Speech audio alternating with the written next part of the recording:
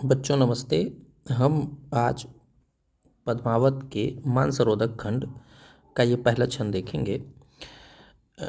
जब हम जायसी की बात करते हैं, मलिक मोहम्मद जायसी की बात करते हैं, तो हम सब जानते हैं कि प्रेमाख्यानक काव्य परंपरा में पद्मावत बहुत ही महत्वपूर्ण ग्रंथ है। और उस पद्मावत के दो ऐसे खंड हैं जो पाठ्यक्रमों में रखे गए हैं बच्चों को पढ़ने के लिए। एक तो मानसरोवर खंड है जिसमें पद्मावती के सौंदर्य की बात की गई है, दूसरा नागमती का विरह वर्णन है। तो हम आज ये मानसरोवर खंड से पद्मावती के सौंदर्य के वर्णन को देखेंगे। जब हम प्रेमाख्यानक काव्य परंपरा में सौंदर्य के वर्णन की बात करते हैं तो इसके अलग अलग मायने लगाए जा सकते हैं। एक तो सामान्य रूप से किसी स्त्री की सुंदरता की बात की जाती है, यानी पद्मावती के सौंदर्य की बात इसमें की जा रही है। दूसरा, सौंदर्य के वर्णन के बहाने कवियों ने अपनी बहुज्ञता की जानकारी दी है। वस्तु वर्णन उनका इस तरह का है कि उन्हें अनेक ऋतुओं, पर्वों, औषधियों, पुष्पों की जानकारी हुआ करती थी। जब हम ये पद देखेंगे तो हमें देखने को मिलेगा कि ये वर्णन किस तरह से भावनाओं के सौंदर्य को बहुत अधिक तो नहीं उभार पाते हैं, लेकिन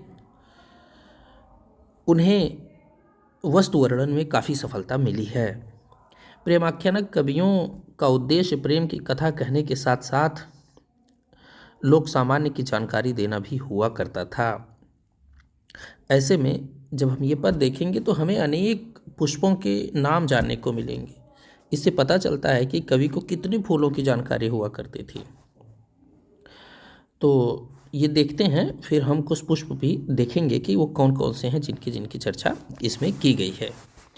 कि एक दिवस यानी एक दिन, और वो दिन कौन सा था? पूर्णिमा का दिन था, पुण्योतिथि पूर्णिमा के दिन मानसरोवर यानी मानसरोवर पर नहाने के लिए पद्मावती चलती है, विचार करती है या निकल पड़ती है। अब विचार की यह नहाने के लिए जा रही है तो अपनी सभी सखियों को बुलाया। पद्मावत सब सखी बुलाई, जन फुलवार सवै चली आई।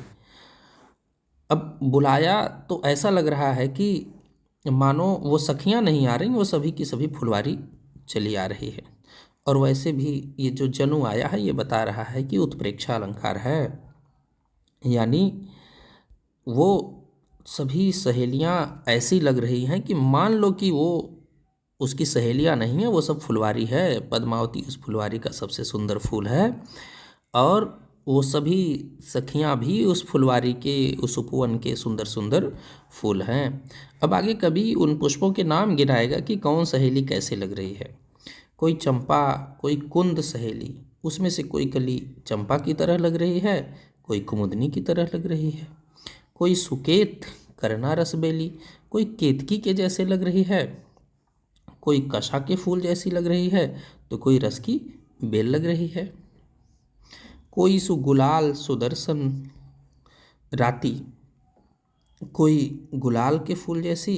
सुगुलाब का मतलब सुंदर से गुलाल, और सुदर्शन का पुष्प भी लाल और बहुत सुंदर होता है। तो कोई गुलाल और सुदर्शन जैसे लाल लाल सुंदर सुंदर दिख रही हैं। तो कोई बकवारी, बगुचन भांति। बकवारी का मतलब होता है कि एक गुलाब कावली का पुष्प होता है और वो गुच्छे में होता है। तो गुलाब कावली के गुच्छे की भांति कोई सुंदर दिख रही हैं। यहाँ हम देखें कुछ पुष्पों के नाम, तो ये अब देखने को मिलेंगे कि जैसे ये देखिए, अभी हमने देखा गुलाब कावली की बात की थी, तो वो गुच्छे में वो फूल होता है। ये है गुलाब कावली का फूल। ऐसे ऐसे अनेक तरह के गुच्छे में निकलता है तो बहुत सुंदर होता है। तो गुलाब कावली की बात करता है कवि। कुछ और पुष्प देखें, ये केतकी का फूल, तो कोई सहेली केतकी जैसे सुंदर दुबली पतली लग रही होगी। कोई सुदर्शन के फूल जैसी लग रही थी। देखिए ये है सुदर्शन का फूल, ये सुदर्शन का फूल है। कोई सहेली जूही के जैसी लग रही होगी, तो ये जूही का पुष्प है, ये जूही का पुष्प है। ये देखें नाग केसर भी आगे मिलेगा, तो ये नाग केसर का पुष्प है, ये लाल सा है, सुंदर सा है। तो ये मौलीश्री है, बकुल भी इसको कहा जाता है।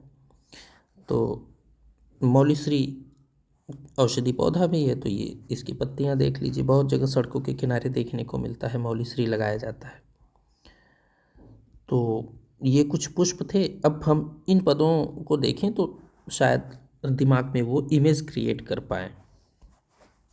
तो कोई सुंदर से गुलाल और सुदर्शन के फूल जैसी लग रही हैं, तो कोई गुलाब कावली के गुच्छे की भांति लग रही हैं, कोई मौलीश्री, अभी मौलीश्री देखा जो बकुल मैंने कहा, कोई मौलीश्री के पुष्प जैसी लग रही हैं, तो कोई जाही जूही सेवती, कोई जूही और सेवती के फूल जैसी लग रही हैं, कोई सोनजरद, कोई केसर, कोई सिंगार हार, हार सिंगार का मतलब हर सिंगार का फूल, कोई नाग केसर, नाग केसर का लाल फूल हमने ऊपर देखा, तो कोई सोनजरद जैसी लग रही हैं, कोई केसर जैसी लग रही हैं, कोई सिंगार हार नाग केसर, कोई हर सिंगार जैसी लग रही हैं, कोई कूजा सदबर्ग चमेली।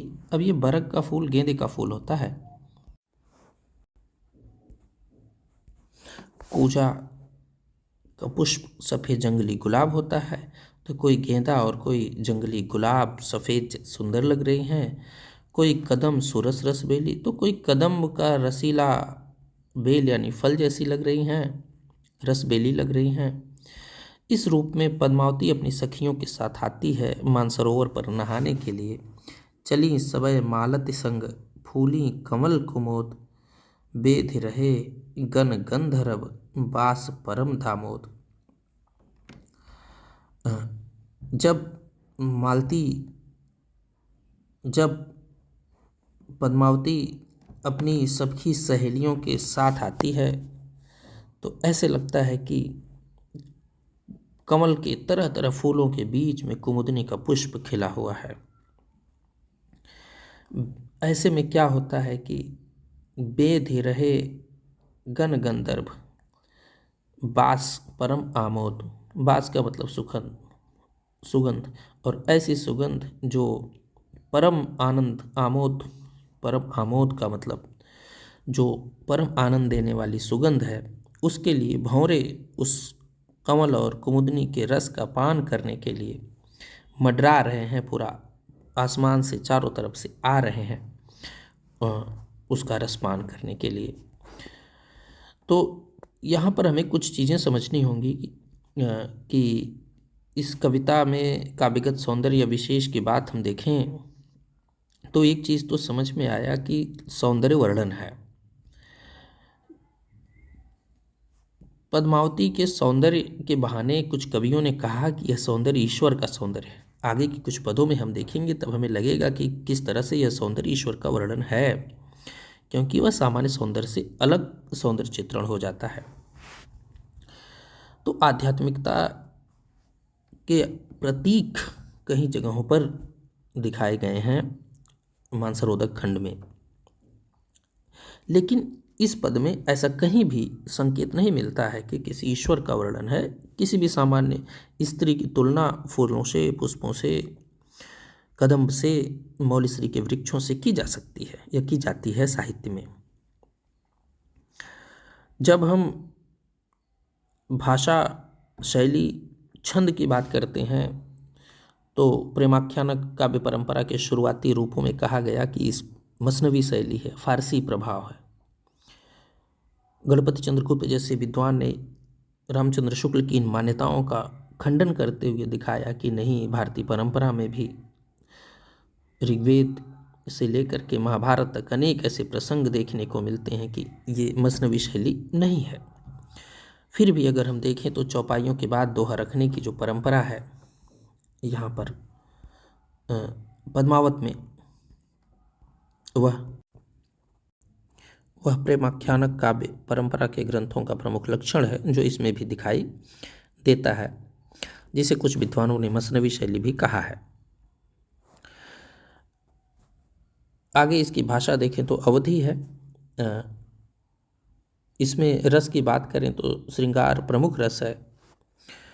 इसमें इस पद में अलंकारों की बात करें तो उत्प्रेक्षा हमने देखा ही था, यहाँ पर जनु फुलवारी तथा उल्लेख अलंकार भी देखा जा सकता है, क्योंकि कई पुष्पों के नामों का अलग अलग उल्लेख कवि के द्वारा किया गया है।